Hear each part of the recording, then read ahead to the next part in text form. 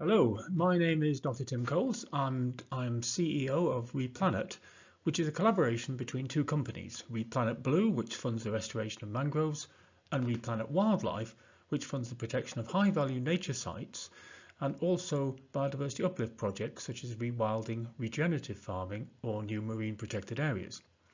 Both companies jointly market as rePLANET and share the same approach, using the sale of carbon and biodiversity credits to fund their projects. And this talk is the one I delivered at COP27 in Sharm. The world is facing two major problems, climate change and loss of species. But there's a massive difference in how the private sector prioritises these two. In 2021, for example, $899 billion was spent on carbon. Most of that was in the compliance market, it's mostly in Europe, but the key point is that all of this was private sector funding. For biodiversity in 2020, private sector spent only $18 billion. The Global Biodiversity Framework reckoned that we needed between $700 and $900 billion annually for biodiversity spend in order to slow extinction rates. But the private sector is already spending this amount on carbon, so why not move some of this expenditure to also help biodiversity? Restoring ecosystems stores carbon and benefits wildlife, so why isn't it being used more often? Well, there seem to be two blockages. The first is price. Ecosystem restoration, that's planting of native forests, restoring mangroves, is much more expensive, with carbon prices around $15 to $20. Renewable energy credits, though, are as cheap as $1. So if a company needs to offset, say, 2 million credits, guess which the board opts to invest in? However, there are now legal requirements for renewable energy to be part of the energy mix in most countries, and companies buying renewable energy credits makes not one jot of difference as to whether that hydroelectric plant or wind farm exists. So there's no additionality, and the companies buying these credits are just greenwashing. Many companies are waking up to this problem, though, and are looking for projects that are sequestering carbon, but the prices need to be somewhere in the middle of the range between the $1 renewables and the $20 ecosystem restoration ones. rePLANET is running a series of ecosystem restoration projects where carbon credits are sold at around the $10 price, which is attractive for buyers from a wide range of companies and can help kickstart ecosystem restoration on a big scale.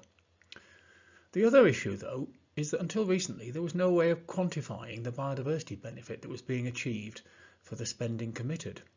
If a corporate was helping with a project in, say, Borneo and another in the Caribbean, how do they report that in their ESG report? They might say that helped increase orangutan and parrotfish populations, but there's no way to express this in an internationally agreed way of accounting for biodiversity uplift, in the same way as climate change is expressed in terms of carbon credits, which are a ton of carbon dioxide equivalents, either not emitted or sequestered. The development of the concept of biodiversity credits, where you can define a unit of biodiversity uplift or avoided loss, was therefore needed to remove this other blockage factor. Now, if we could remove both of these blockages, then this could open up a much greater percentage of the existing carbon spend to concentrate on ecosystem restoration. The reason that the biodiversity credit has taken so long to develop is that there is no species or even taxa that can act as a proxy for overall biodiversity changes in the same way as the carbon dioxide equivalent molecule can quantify climate change. The solution to the problem, though, is to look at inflation rates, because these are calculated around the world using a thing called the Consumer Price Index. In each country, the Consumer Price Index consists of a series of goods and services, but in each of those countries, the list of those goods and services varies enormously, yet we still compare the inflation rates. It doesn't matter, though, because that's what each country is buying, and therefore that's what you want to measure. So why not use the same approach for biodiversity and have a basket of metrics that together reflect the overall conservation objectives for that habitat being improved? You'd need to have at least 5 metrics, and each metric is a complete taxa. That's either a functional taxa, soil invertebrates or aquatic invertebrates, or a zoological taxa such as birds or butterflies. Each taxa would have their species richness weighted by importance of each species, and their abundance or biomass estimated, and the changes in these scores for each metric over time could be used to quantify biodiversity. A unit of biodiversity can then be defined as a 1% increase or avoided loss in the median value of a basket of metrics per hectare. This approach then allows you to compare uplift or avoided loss in all 1,300 ecoregions worldwide. Having a definition like this enables companies investing in biodiversity projects to quantify how much of an impact they're having for their spend. So a company, for example, could claim that the projects they're investing in were producing a 10% increase in biodiversity across, let's say, 10,000 hectares, and also sequestering 400,000 tonnes of carbon dioxide. The biodiversity credit methodology was developed by a large working group under the auspices of the Wallacea Trust, and including financial institutions like the World Bank, IMF, TNFD, SBTI, etc. Corporates with nature positive targets such as NatWest Group, GSK, Anglo American. Consultancies such as Nature Metrics, Space Intelligence, Arup, Nature Positive. And academics with expertise in different taxa and ecoregions, as well as biostatisticians. The methodology is now being published on the Wallacea Trust website, and it's open source and free to use by any organisation. We're concerned, though, that biodiversity credits be independently validated and verified, as we do for carbon credits. So we've been working with Plan Vivo to test this approach using 14 applications from around the world. The Plan Vivo standard is built around the Wallacea Trust methodology and is going to be launched in December 22 or early 2023. In addition, though, we're working with other certification bodies such as Verra, the United Nations Biodiversity Credits Authority, so that there's going to be a choice in the marketplace of certification bodies. One of the problems, though, is that carbon certification bodies tend not to have biodiversity expertise in-house, and assessing whether the metrics selected and the proposed survey methodologies to assess each metric are appropriate needs a peer review process in the same way as academic papers are assessed for publication. Academic funding bodies, NERC and ESRC, are funding Nottingham University to establish an international group of leading experts on different taxa and ecoregions that can act as an independent technical advisory group to provide advice to certification bodies and others on whether the metrics selected and the survey methods and sampling strategy are adequate to quantify biodiversity uplift or avoided loss. In addition, though, when the metrics are then measured, this group can provide independent audit of the data presented by, for example, asking for samples of digitally collected data from camera traps or sound analysis to compare with the analysis summary presented by the project proponents. For meta-barcoding projects, they could check the quality of the credentials of the lab being used. For photographic evidence of rare species, they could check the identifications, or where none of these are possible to check, they could use the qualifications and experience of the surveyors to assess whether the surveys have been done appropriately. Their role is going to be very similar to that of the Netherlands Environmental Assessment Agency, PBL. And this organisation helps scope environmental impact assessments and then assess the scientific rigour of the submitted environmental impact assessment. PBL don't decide on whether the planning application associated with that impact assessment should be approved. That's what the planning authorities do, but they describe whether the scientific rigour is sufficient or not. In the case of carbon credit, this technical advisory group will assess the scientific rigour of the monitoring programmes for quantifying each metric, but the issuance of the credits is going to be decided by the certification bodies. The Wallacea Trust methodology allows credits to be issued either as biodiversity uplift over time by comparing the metrics at two different time periods and quantifying the overall uplift from the median increase in those metrics over that time period. Or the other way is the credit system can be used to quantify avoided loss from high-value nature areas, let's say under imminent threat of loss, by comparing the metrics at an example site of what the submitted site will become in the absence of funding, and that's called a paired development site. And you compare it with the same metrics at the submitted site. Now, how much each metric would need to increase from the levels at the paired development site to achieve the current levels at the submitted site would then identify the avoided loss levels. The Wallacea Trust methodology has got 4 unique features about it and not found in any of the other systems that are being developed. Firstly, the method can be used in all 1,300 ecoregions and all habitats. Secondly, it can quantify a unit of biodiversity uplift or avoided loss. Thirdly, it can be independently validated and verified by a third-party certification body. And then finally, it can be traded using the same architecture as for carbon. That's things like additionality, leakage, permanence. You don't have to learn any new terms in order to trade biodiversity credits if you already know how they work in the carbon markets. There are a number of other schemes that are under development for quantifying biodiversity, and these can be grouped into one of 6 different categories. The first ones are the existing databases, and the key component of many of these is the STAR system, which is a worldwide database containing the species ranges for all threatened species of mammal, bird, reptile and amphibian, and from which you can derive a listing of which of those species occur in any 5k square anywhere in the world. Remember, it doesn't include plants, fish, fungi, other aspects of biodiversity, just the ones I mentioned.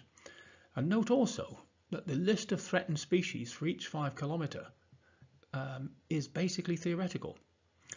If you have a look in your bird book, and if you look up horned or eagle owl, you'll see that it's got a huge range across North America and Europe. But when was the last time you saw one of those in your garden or any particular 5k square? Now, other systems have developed on top of to add basically layers to the STAR system to try and improve it further. So, ecological intactness index, for example, is one of those. Then there's the Oxford team who are working on natural capital modelling, and what they've done is added a whole series of different ecosystem service layers. And there's a Crowther lab in Switzerland that's working on a system called SEED. Now, all of those systems are very useful for companies who are working out their biodiversity footprint, so they can identify which of their operational or supplier sites is most likely to be impacting biodiversity. But then when you work on those sites and improve them, how do you quantify the uplift using just those existing mapping systems? Surely better at that stage to use the biodiversity credit model that quantifies changes in a series of metrics from on-the-ground measurements. Now, the second way is to not measure biodiversity at all necessarily, but to measure the threats to biodiversity and then quantify the uplift by reduction in threat levels. And a good example of that is the New Zealand system of sustainable development units, but also there's another system which takes on the STAR system, and it's called calibrated and realised STAR scores. And what they're doing is implying biodiversity improvement from threat reductions. They're not measuring that, so therefore it's a little bit more difficult to be sure that the quantification is real. The third way is to look at changes in habitats or individual species. So some compliance-based systems in the UK, Australia, New Zealand, USA, etc., they use habitats or selected rare species as indicators of overall biodiversity. Now, that may or may not be true. The presence of particular habitats, for example, doesn't mean that they've got the associated floral and faunal taxa. For example, we did a project where we compared a series of metrics on a site that had been rewilded for 20 years in Sussex in England, and we compared those metrics at the rewilded site compared to the adjacent arable land. The worst performing of those was the UK DEFRA biodiversity metric. It produced the lowest potential uplift. All the other metrics scored significantly higher. So if you just use habitat, you could end up significantly underestimating what the uplift was going to be. And then there are those that are looking at carrying capacity. What they're basically doing is they, for any particular habitat, they identify a best practice example of what that habitat would be like if there had been zero human intervention. What would the species and the communities look like in that idealized habitat? And then you can express how your habitat at any particular site compares to the idealized site as a sort of percentage figure. Well, that's a great idea in theory, but in practice it's very difficult to do. So in the UK we have a thing called RIFPACs, which was developed by the water industry. And what it does is it's taken unpolluted versions of each type of river system. So they found an unpolluted chalk stream, an unpolluted acid river, unpolluted sort of clay-lined lowland river, and looked at what macroinvertebrate communities lived in those unpolluted systems. And once they've got those figures, you can then go to any river around the country, and you can take an aquatic macroinvertebrate sample and you can compare it with a sort of idealized level, and you can express it as a percentage of the ideal, and you can have a sort of a stepwise improvement in terms of percentages towards that ideal. The problem is that it took several years, $11 million, to develop this system, and it only works for aquatic macroinvertebrates. That's one taxa. It only works in Britain, it doesn't work outside the country. It only works in rivers, it doesn't work in lakes or ponds or estuaries. And as I say, it cost $11 million. That is one taxa. There are dozens of taxa, one habitat. There are hundreds of habitats, and one ecoregion. There are 1,300 ecoregions. How on earth are you ever going to get those data for every habitat in every taxa and every ecoregion? But even if you manage to do that, how are you going to deal with something like a site which has more than one habitat? And that's generally the case when you're doing these sorts of projects. Let's take a lowland English farm again. How do you work out what the carrying capacity is of an area that's got arable fields, neutral grassland, scrub areas, ditches, hedges, woodland, streams? What's the overall carrying capacity with all that mix of habitats? So it's very difficult to be able to work that out. Another way is to say, well, okay, don't measure biodiversity separately, sort of use it as a way of weighting the value of carbon credits. And there are various systems like this, and they tend to either look at either one or two metrics for measuring the biodiversity, or they use a sort of process type system where when you're designing your carbon project, you make sure you're, for example, planting only native species. That's things like the Global Biodiversity Standard. Or you are going through a checklist of projects to make sure that you're considering biodiversity when you are designing your carbon-based project. The problem with each of these is they're not fully measuring biodiversity. They're only making a very rough estimate of it. They're mainly interested in carbon. And of course, what it does, it implies that if you are weighting carbon credits, that your priority is climate change. You'll remember biodiversity, when you've got a bit of time to think about it, but it's not as important as climate change. No, I disagree with that.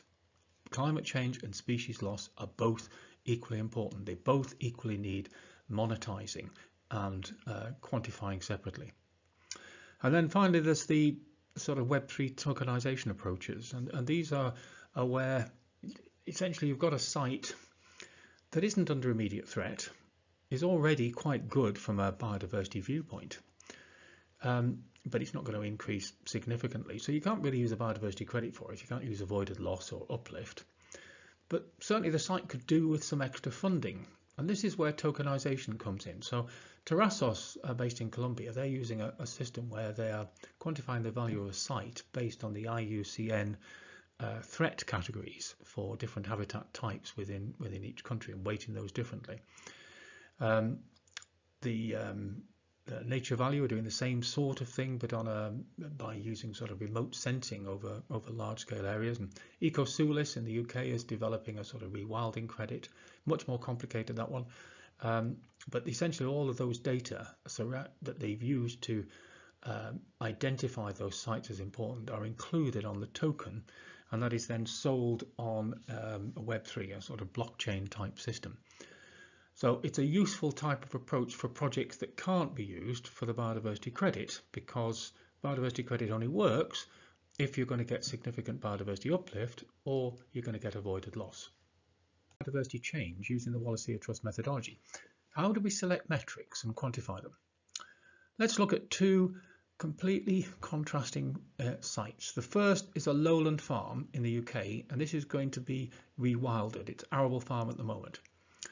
The 5 metrics chosen reflect the areas where biodiversity is likely to improve. So soil invertebrates and higher plants because they're no longer ploughing. Butterflies are likely to increase because of the increased nectar sources. Other arthropods, which have sadly declined massively in the UK because of pesticide usage, and which should recover with the additional habitat complexity and removal of pesticides. And then breeding birds because they should have greater habitat complexity. Now, for each taxa, we're measuring the species richness, but also weighting each species by their importance on a 5-point scale. For example, you can use the IUCN threat categories: critically endangered, give it a 5, endangered, give it a 4, etc. Many countries, though, have got their own national threat level schemes for some of the taxa, and if these exist, they should be used. Over time, though, we're not just looking for an increase in the species at a site, but also at an increase in their abundance or their biomass. The scores for those species where we have abundance data, that's things like butterflies and breeding birds, are then multiplied by their abundance on a 5-point logarithmic scale. The product of the importance value and the abundance are then summed to produce an overall score for each of the butterfly and bird metrics. Higher plants, abundance is estimated from the percentage of quadrats in which each species occur, whilst for arthropods and soil invertebrates, overall biomass is used as a sort of proxy for abundance. There's an avoided loss project on an Indonesian reef that's being properly protected from bomb and cyanide fishing and netting techniques. Now here you'd expect to see an increase in rugosity over time because of the reduction of blast fishing. You'd expect to see a greater coral cover because of the lack of walking on the reef associated with reduced fishing. Commercially exploited macroinvertebrates such as lobsters and octopus should increase because of the removal of cyanide fishing, and piscivore and herbivorous fish should increase because of the removal of fishing pressure completely. Now, none of those metrics are the same as the lowland English farm, but we're not trying to increase breeding birds on a coral reef in the same way as we're not trying to increase coral cover in a lowland English farm. You select the metrics to identify the sort of objectives you're trying to achieve for each of those habitats. In addition to scientific rigour and properly quantifying biodiversity, those are the features that are in all the rePLANET projects. The other key feature is ensuring that local stakeholders, that's owners, users and managers of the site being restored or protected, get at least 60% of the income from the sale of the carbon and the biodiversity credits. If we're issuing credits, though, at say $10 for a carbon credit, then the local stakeholders will have got $6 per credit. However, what happens if that credit is then resold at say $30? That would mean the local communities are only getting 20% of the final sale price of the credits. So all the rePLANET projects have indexation clauses in their sales contracts for those organisations funding the project. So in the case of the $30 selling price, the local stakeholders will then get a $12 bonus payment per credit. This approach means that the governments are happy to allow the projects to proceed because there's clear climate justice for the local communities. If prices rise, then they benefit, but if they fall, then the issuance price budgets are still paid. Likewise, the buyers of the credits are happy because they're confident that the credit purchases they made have benefited local communities, and they're not going to be exposed in The Guardian or another media outlet as exploiting impoverished local communities by paying only, say, 5% of the funds to local stakeholders. This one is a rePLANET Blue mangrove restoration project in the Gulf of Fonseca. Here we're restoring 2,000 hectares of mangroves that have been destroyed as a result of interrupting hydrology flows because of constructing shrimp farms. Now, shrimp farms are a necessary use of mangroves because they provide significant income for a country. But often the construction of these farms then accidentally destroys other areas of mangroves that are not being used for shrimp production. So here the first stage is to restore the daily tidal inundations on which the mangroves rely. And that's done by the local communities digging extensive channel systems to ensure the tidal flows reach all parts of the areas that are being restored. So let's look at the budgets. Here we're stacking both carbon and biodiversity credits. Now, because in these mangrove systems you lose around 8 tonnes of carbon per hectare per year from the exposed sediment, and that amounts to about 200 tonnes of carbon over a 25-year period. You lose that if you just leave it exposed, but by restoring the hydrology and replanting mangroves, that locks in this carbon that would otherwise have been emitted, and that can be counted as part of the overall mangrove carbon budgets. So if you add in above ground biomass, that's the tree and its branches, the below ground biomass, the roots, and the additional sedimentation, because when you plant mangroves, the roots basically slow the currents and cause additional sedimentation. When you count all of that together, it gives you around about 500 tonnes of carbon per hectare after 25 years.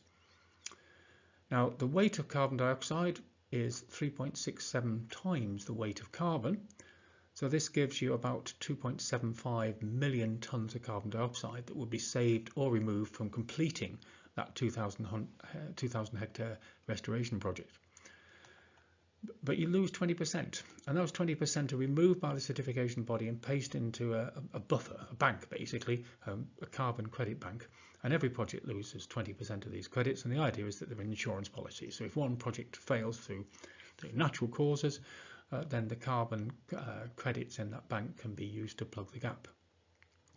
Now, if we're selling carbon at $10 a credit, this raises 22 million income just from the carbon credits.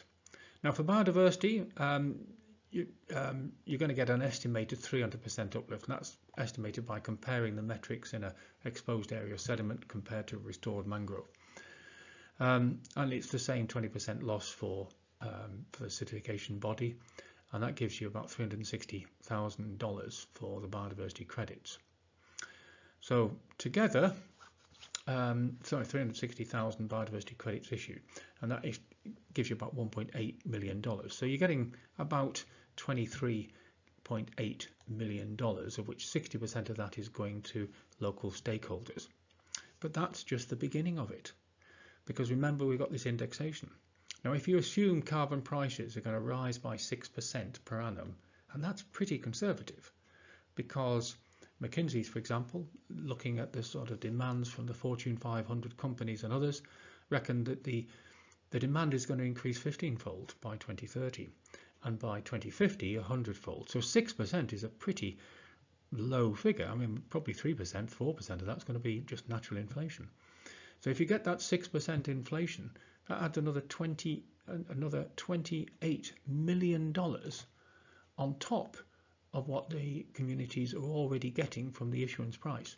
So in total, they're going to get about $42 million over the 25 years. That's equivalent to $21,000 per hectare of restored mangroves. These are life-changing sums for impoverished local communities that can help with education, health and housing.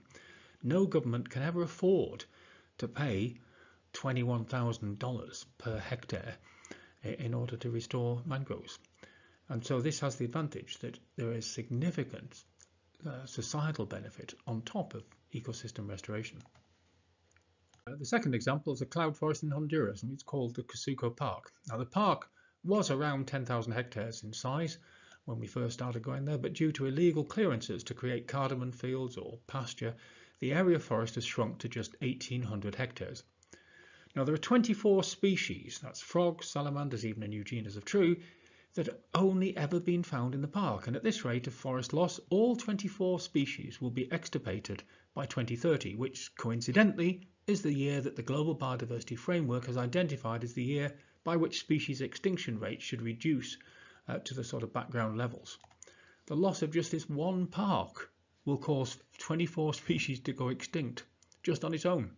So this is a perfect example of where the sale of carbon and biodiversity avoided loss credits can be used to fund the protection of the park. And the rePLANET wildlife team has got a large pharmaceutical company buyer that will fund around $500,000 per year for 24 years in order to properly protect the park. The funding is going to be used to protect by installing listening devices throughout the forest, which are connected to the internet so that the noise of chainsaw or gunshots can be identified in real time, and patrols dispatched. You can't protect a park though just by turning it into a fortress, and the other part of the funding will be used to develop small businesses in the surrounding local communities on the basis that the communities no longer illegally clear the forests. For these budgets, the percentage contributed by biodiversity is much greater as a total percentage at 3.6 million compared to the Mangrove project. Carbon credits represent a further $11 million, giving a total income of $14.7 million, of which 60% will be used for park management or business development with local communities. The indexation clause, though, allows for significant additional local stakeholder benefit at the point of retirement of the credits when the issuance price is compared against published market data on carbon prices measured by the biannual forest trends reports. So, does this system work, and are there buyers for the market? The answer is clearly yes, because rePLANET Blue has only been operating for 18 months and rePLANET Wildlife for just 6 months. But already we've received financial commitments for 16 million carbon credits and 7 million biodiversity credits. And we've got numerous discussions underway with potential investors and credit purchasers. Clients are coming from banking, pharmaceutical, energy and media sectors, and are driven by nature positive and net zero targets.